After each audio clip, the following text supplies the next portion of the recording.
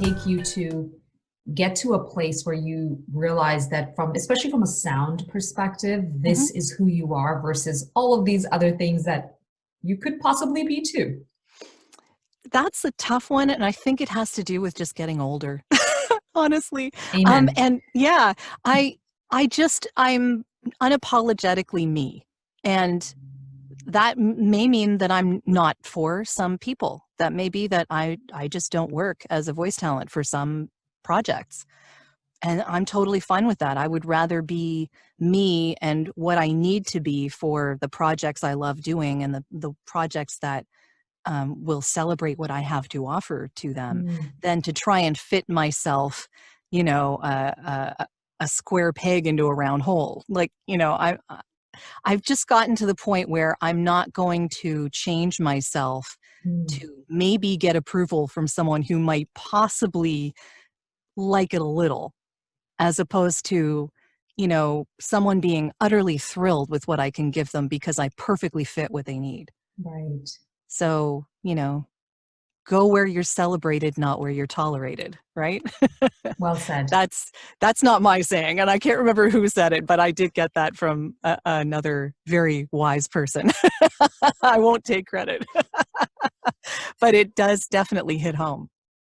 Definitely. And the idea of getting older does have that benefit, that Mhm. wisdom that if we're willing to allow that to happen, it doesn't, older, because I don't want to just say older means wisdom. It's just No, the benefit of it, if we allow for that to happen is there. you know I really yourself appreciate, more as you get older. yes, yes. And I really appreciate that, you sharing that idea of that being unapologetically you. Mhm. And the reason that's important, I feel, for us to hear that is because for a lot of it is a journey to get there.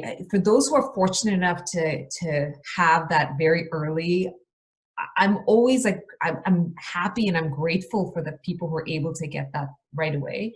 But for most of us, it's a journey of Oh, yeah. trying to be something different and then realizing that just doesn't feel comfortable. And on top of that, there's no guarantee that anything good is coming out of it either. And that realization of just feeling comfortable and the joy of being, who you can be. And I Mhm. love what you said, like that if you can actually delight your client with here's what I can bring, and then that fit is there, that's Mhm. so much more beautiful than here's what I can also do this and I can also Yeah, do this. yeah. And so it's like, who Maybe am I? this'll fit with what you're doing. Yeah. Right. I find voiceover is a great analogy for a lot of different things. And one of them being that when I first started in voiceover, I was trying to be everyone. I was trying to do all genres. I was trying to be everything to everyone. Mm, I felt I needed to mimic a certain sound in order to get jobs.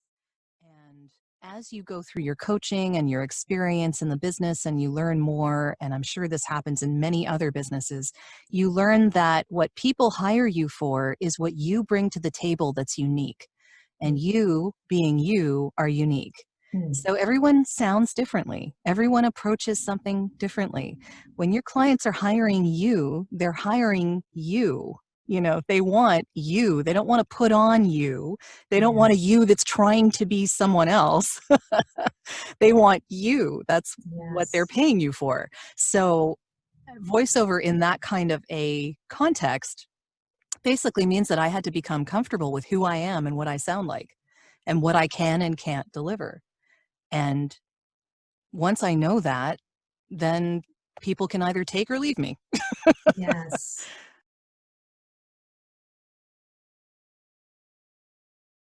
Am.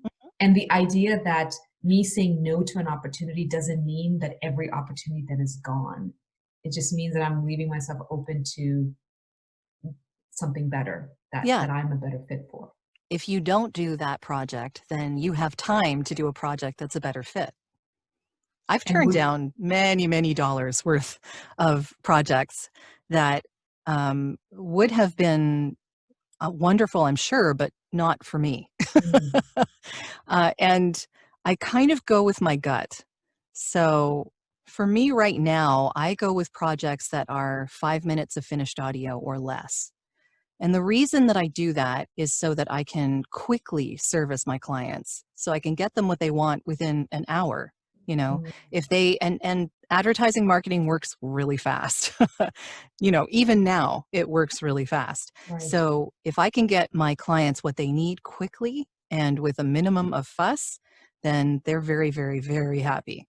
And I can't do that if I'm doing a really, really long e-learning project, or I'm doing an audiobook, or, you know, it's just none of those things appeal to me. So, and as I go through my career, it occurs to me that why not make that career what I want it to be? Yes.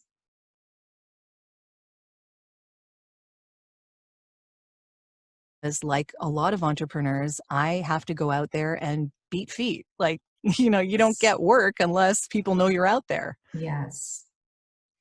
And that seems like is that for you then the stretch aspect? So when you think about where you're leaning into the pieces of you that maybe is not as natural as an introvert, like is that the stretch for Yeah. you then? Yeah, it definitely is. Because when you are putting your face to whatever product or service you're promoting, you become central to that message. And Mm, I recognize that I have to be central to my branding message, but it still makes me uncomfortable. But at the same time, people want to work with people they know, like, and trust, right? yes. So I can't not be fully present and expect my clients to trust me, because Yes. they won't know me. I want them to Yes. know me.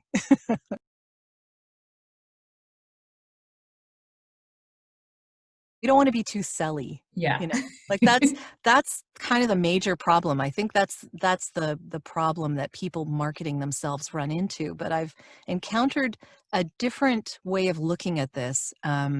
Marie Forleo talks about this. I don't know if you Mm, know who Marie Forleo is. no. She's a um, she's someone who helps business people, a lot of women, get better at creating the business that they love, Right. that they really want to do. So she's kind of like a thought leader in that way, and she interviews a lot of really interesting people. She's been on Oprah, like she's been, you know, lots of Brene Brown has been on her show, um, that kind of thing. And she talks a lot about just sort of, you know, understanding how you can lean into, again, the whole being you thing. um, but yeah, it's harder for introverts, but I think that the main thing of marketing is that you are promoting yourself with a view towards giving people things they need. So, and she's mentioned this concept many times, the idea that if you don't get your product or service out to the people who need it, you're doing them a disservice. Mm, So if you think about it that way, it's less selly and more helpful. absolutely. That idea of understanding our why is Yeah. what I believe that drives all of us as human beings. It's not just, that's not no longer an introvert extrovert thing. The Yeah. more we're connected to that, the more we're able to, with confidence and conviction, move forward and do the things that stretch us rather than just staying in the things that are comfortable to.